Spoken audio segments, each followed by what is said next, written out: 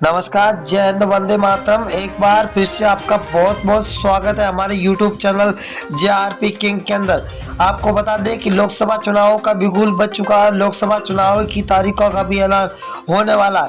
इससे पहले आपको बता दें कि लोकसभा चुनाव 2024 में है और 2024 से पहले 2023 के अंदर 4 राज्यों में विधानसभा के चुनाव है। अब विधानसभा के चुनाव ये नतीजा तय करेंगे कि वाकई में क्या आपकी बार लोकसभा के चुनाव में आपकी बार विपक्ष मजबूत होता हुआ दिखाई दे रहा है या फिर बीजेपी की सरकार बनती हुई नजर आ रही है। अगर सी वोटर सर्वे और फलोदी सट्टा बाजार की बात करें तो 545 सीटों का सबसे बड़ा ओपिनियन पोल सर्वे जारी हो चुका है। इस ओपिनियन पोल में देखा जाए तो अब की बार बीजेपी और विपक्ष के बीच में कड़ी टक्कर देखने को मिल सकती है। किसी भी पार्टी को पूर्ण बहुमत नहीं मिलता हुआ दिखाई दे रहा, तो वही हम आपके बीच में 545 सीटों का सबसे बड़ा सर्वे लेकर हाजिर हुए। सबसे बड़ा सर्वे जारी हो चुका है। तो पहला राज्य है कर्नाटक, जहां पर बीजेपी को 8 सीटें मिलती हुई दिखाई दे रही है, तो कांग्रेस को 15 सीट, वही जेडीएस को 5 और बीएसपी को 0, तो कुल 28 सीटें। अगर कश्मीर की बात करें तो कुल 6 सीटें, जहां बीजेपी को 1, आईएनसी को 3, पीडीपी को 2 और एनसी को 0 यहाँ पर सीटें मिलती हुई दिखाई दे रही है। ये सीटों का रुझान 2023 का है और बहुत ही बड़ा रुझान निकल के आ चुका है। हरियाणा की बात करें तो हरियाणा राज्य के अंदर कुल 10 लोकसभा सीटें, जहां पर बीजेपी को 4, कांग्रेस को 5, जेजेपी को 0, तो आम आदमी पार्टी को यहाँ पर 1 सीट मिलती हुई दिखाई दे रही है। 2024 के अंदर लोकसभा चुनाव है। और दिल्ली की बात करें तो दिल्ली के अंदर लोकसभा सीटें 7 है। 7 में से बीजेपी को 2 सीटें मिल रही है, तो वही कांग्रेस को 4, आम आदमी पार्टी को 1 सीट मिल रही है, तो बीएसपी को यहाँ पर 0 सीट मिलती हुई दिखाई दे रही है। तो अदर के खाते में 0 जारी है।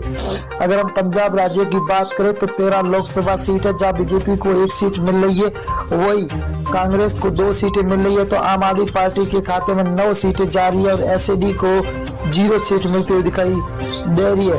अगला राज्य है जहाँ पर मेघालय राज्य। मेघालय के अंदर 29 विधानसभा सीट है, जिनमें से बीजेपी को 12 सीट मिल रही है, तो कांग्रेस को 15, वही एसपी को 0, तो बीएसपी के खाते में 2 सीटें जाती हुई दिखाई दे रही है।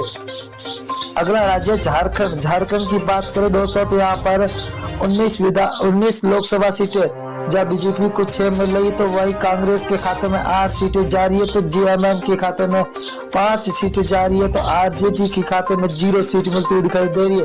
आंध्र प्रदेश राज्य की बात करें तो यहाँ पर लोकसभा सीटें 25 है। 25 में से बीजेपी को 8, वही कांग्रेस को 4, तो वाईआरएस को 10 और टीडीपी को 3 सीटें मिलती हुई दिखाई दे रही है, तो अदर के खाते में 0 सीट मिलती हुई दिखाई दे रही है। उड़ीसा की बात करें तो उड़ीसा के अंदर लोकसभा सीटें 21 है। 21 में से बीजेपी को 6 सीट, वही कांग्रेस को 9, तो बीजेडी को 6 सीट और एनसी को 0 सीट मिलती हुई दिखाई दे रही है। बहुत ही तगड़ा महाओपिनियन पोल निकल के आ चुका है। तमिलनाडु की बात करें तो यहाँ पर कुल 39 लोकसभा सीट है, जहाँ बीजेपी को 4, तो कांग्रेस को 5, डीएमके को 15, एएलए को 15 सीटें मिलती हुई दिखाई दे रही है, तो 0 खाते में जा रही है अदर के। अगर अब बिहार राज्य की बात करें तो कुल 40 लोकसभा सीट है, जहाँ बीजेपी को 12 सीट मिल रही है, तो वही कांग्रेस को 5 सीट, आरजेडी को 15, तो जेडीयू को 8 सीटें मिलती हुई दिखाई दे रही है, तो अदर के खाते में 0 सीट मिलती हुई दिखाई दे रही है। अगला है राजस्थान। राजस्थान के अंदर कुल लोकसभा सीट है 25 में से बीजेपी को 10 सीट है, तो कांग्रेस को 14 सीट, वही आरएलपी के खाते में 1 सीट जा रही है, तो आम आदमी पार्टी को यहाँ पर 0 सीट पर संतोष होना पड़ रहा है, तो अंदर खाते में 0 सीट।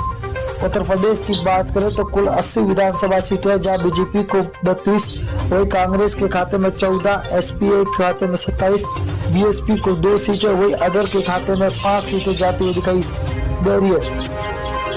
अगला राज्य है उत्तराखंड। उत्तराखंड के अंदर 5 लोकसभा सीटें, जिनमें से बीजेपी को 3 सीट, वही आईएनसी को 2, तो बीएसपी को 0, आम आदमी पार्टी के खाते में 0 सीट मिलती हुई दिखाई दे रही है, तो यहाँ पर अदर के खाते में अभी 0 सीट जाती हुई दिखाई दे रही है। पश्चिम बंगाल की बात करें तो कुल लोकसभा सीटें 42 है। 42 में से 17 बीजेपी के खाते में जाते हुए दिखाई दे रही है, तो वही आईएनसी को 0 सीट है, तो टीएमसी को 25 सीट है, सीपीआईएम को 00 सीट मिलती हुई दिखाई दे रही है।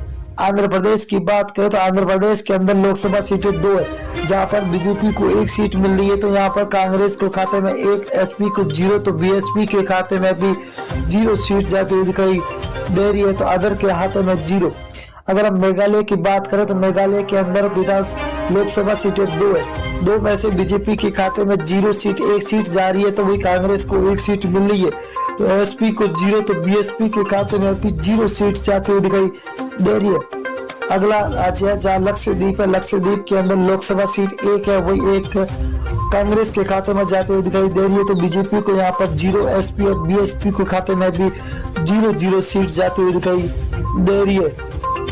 अगला राज्य है महाराष्ट्र, महाराष्ट्र के अंदर 48 विधान लोकसभा सीटें है, जहाँ बीजेपी को 15, कांग्रेस के खाते में 14, तो एसएचएस को 10 और एनसीपी को 8 सीटें मिलती दिखाई दे रही है, तो अदर के खाते में 0 सीट जाती हुई दिखाई दे रही है। छत्तीसगढ़ राज्य की बात करें तो यहाँ पर लोकसभा सीटें 11 में से बीजेपी को 6 सीट मिल रही है, तो आईएनसी के खाते में 5 है, आम आदमी पार्टी को 0, बीएसपी को यहाँ पर 0 सीट मिल रही है, तो अदर के खाते में भी 0 सीट जाती हुई दिखाई दे रही है। तेलंगाना की बात करें तो कुल 17 लोकसभा सीटें, जहाँ बीजेपी को 3 सीट, वही कांग्रेस को 5, तो टीआरएस को 7, एआईएम को 2 सीटें मिलती हुई दिखाई दे रही है। बहुत ही बड़ा तगड़ा झटका लगता हुआ दिखाई दे रहा है आपकी बात। अगर केरल की बात करें तो केरल के अंदर 20 विधान लोकसभा सीटें, जहाँ बीजेपी को 1 सीट मिल रही है, तो कांग्रेस को 10 सीटें, वही एलडीएफ को 9 सीटें मिल रही है, तो यूडीएफ को 0 सीट मिलती हुई दिखाई दे रही है, तो अदर के खाते में 0 सीट जाती हुई दिखाई दे रही है। असम राज्य की बात करें तो कुल 14 सीट है, जहाँ बीजेपी को 7, को कांग्रेस को 6, एआईयू को 3 और अदर के खाते में 0 सीट जाती हुई दिखाई दे रही है। बहुत ही बड़ा तगड़ा झटका सभी को मिलता हुआ दिखा। गुजरात की बात करें तो कुल 26 लोकसभा, जब बीजेपी को 12, कांग्रेस को 6, तो आम आदमी पार्टी को 8, बीएसपी के खाते में 0 सीट जा रही है, तो अदर के खाते में भी